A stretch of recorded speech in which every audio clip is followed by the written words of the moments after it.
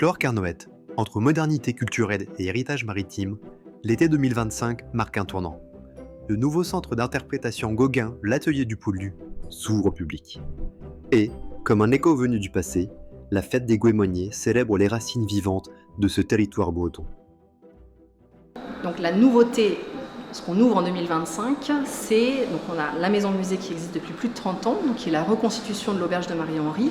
Et là, on va ouvrir donc un nouveau parcours de visite, donc à peu près 500 mètres carrés donc de visites, répartis donc en plusieurs salles. Donc là, le visiteur pourra faire finalement un vrai voyage vers la création depuis Paris, donc le quai, un quai de gare parisien. Il va embarquer donc à bord d'un train.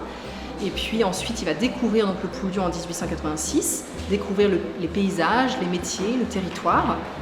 Après, donc, il y a une nouvelle salle avec une nouvelle ambiance. Cette fois-ci, c'est un atelier donc, bohème, un atelier de peintre, où là, vraiment, on s'immerge dans la peinture. On explique comment Gauguin, en 1888, arrive donc, à créer une nouvelle manière de peindre, donc le synthétisme.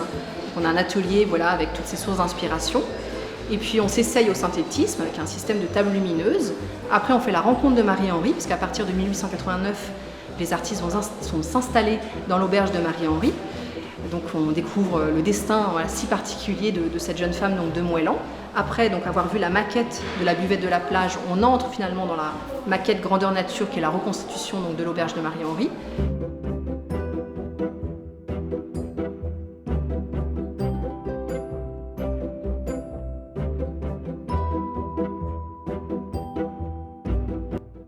Ce lieu réinventé accueille les visiteurs avec une nouvelle scénographie, des espaces modernisés et une invitation à entreprendre un voyage artistique à la fin du XIXe siècle, à travers le regard des peintres venus au Pouldu. Gauguin bien sûr, mais aussi Sérusier, Meyerdéhan et d'autres encore. On revient donc dans le parcours, l'extension qu'on inaugure voilà, donc, cette année. Et puis là, donc, c'est la collection finalement, une sorte de le Pouldu peint par les peintres. Donc là, c'est un intérieur, un salon cossu avec donc, une sorte de collection rêvée donc, accrochée à ces murs. Ensuite, c'est un nouveau décor, c'est une chambre d'hôtel. Donc là, c'est la colonie artistique du Pouldu. Donc après Gauguin, on a de nombreux artistes qui sont venus, donc des artistes de toute nationalité qui ont peint nos paysages. Et puis on termine avec un film immersif où là, pendant 6 minutes, eh bien, on est bercé donc, par une musique et puis par les paysages du Pouldu qui se mêlent aux peintures. Donc ça fait vraiment un voyage très complet qu'on inaugure cet été.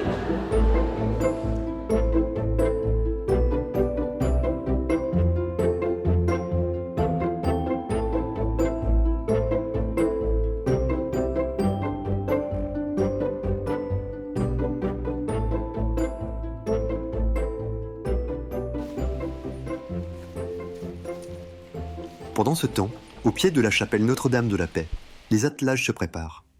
Une bénédiction marque le début d'une procession singulière, celle des traditions retrouvées.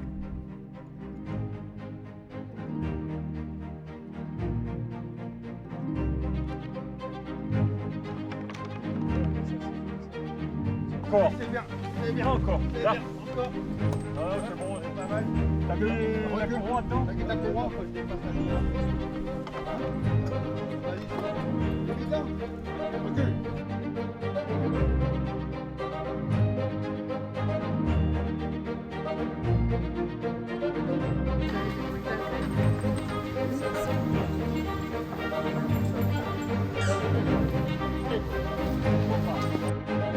Autrefois, les Goémoniers étaient mi-pêcheurs, mi-paysans.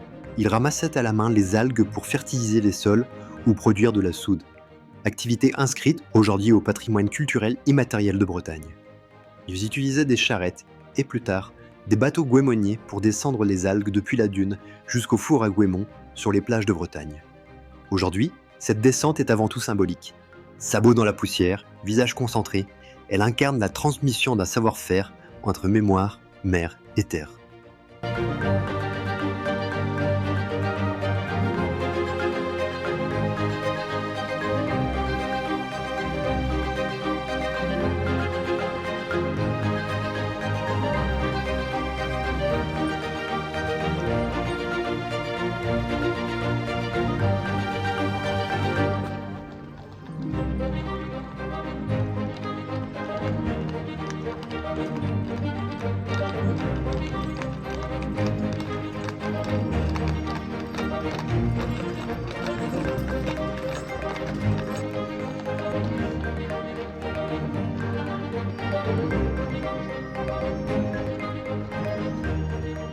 la chance d'avoir un lieu magique, on a la chance d'avoir des bâtiments magiques, on a la chance d'avoir un centre d'interprétation qui va bouleverser non seulement la commune, mais le territoire, mais aussi le Pouldu animation. Et c'est le point de départ, je pense, de ce qui va se faire le mieux pour le Pouldu, pour son commerce, pour l'attrait touristique, ne serait-ce que pour l'histoire aussi.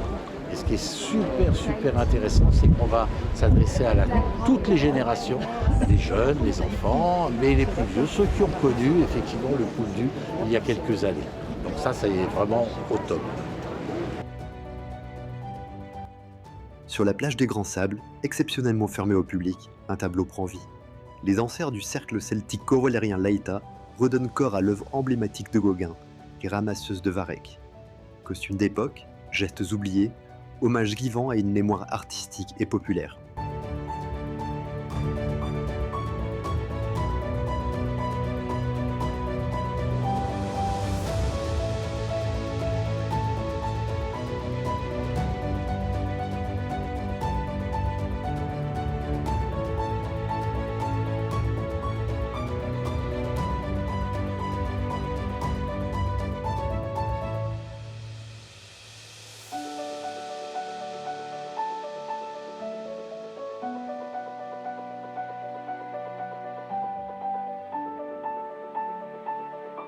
Le cortège remonte ensuite vers le centre d'interprétation. Les festivités continuent. Danse bretonne, dégustation, échange. La culture, ici, ne se visite pas, elle se partage.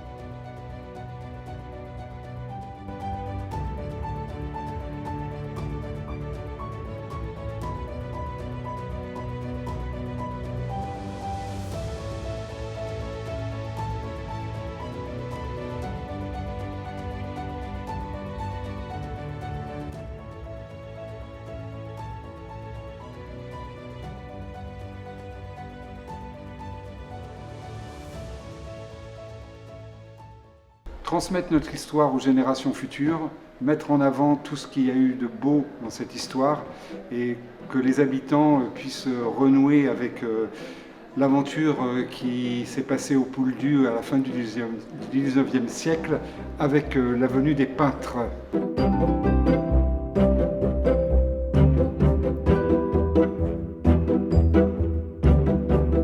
Un cheminement de 40 ans avec la restitution de l'auberge Marie-Henri, qui s'est avérée très rapidement trop petite pour beaucoup de fonctions qu'elle aurait dû pouvoir avoir. Et donc très rapidement l'idée d'un agrandissement s'est posée, y compris dès son origine.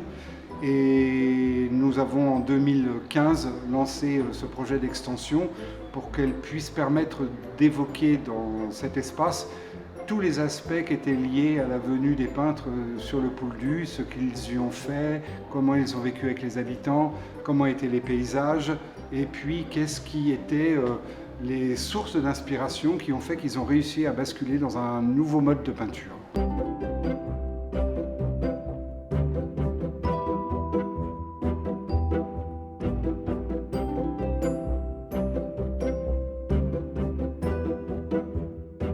Le patrimoine artistique local et l'histoire nous révélera justement qu'il y a beaucoup de choses encore à découvrir. On en a découvert notamment en mettant en place ce projet où il y a eu des témoignages de personnes qui nous ont donné des documents, qui sont venus d'autres pays pour parler de leurs ancêtres. Notamment, on a eu une personne qui venait d'Allemagne, une autre des États-Unis, qui nous ont transmis des pièces écrites et des reproductions de tableaux qu'on ignorait. Donc le patrimoine, c'est quelque chose vers lequel il faut toujours aller chercher. On en découvrira de plus en plus avec cette ouverture du Centre Gauguin, je pense.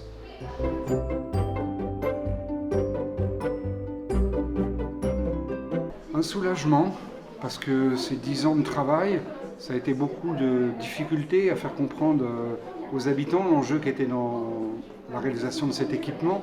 Aujourd'hui, dans le fait qu'il est ouvert au public, toutes les expressions convergent vers cette même conclusion. C'est beau et on est fiers.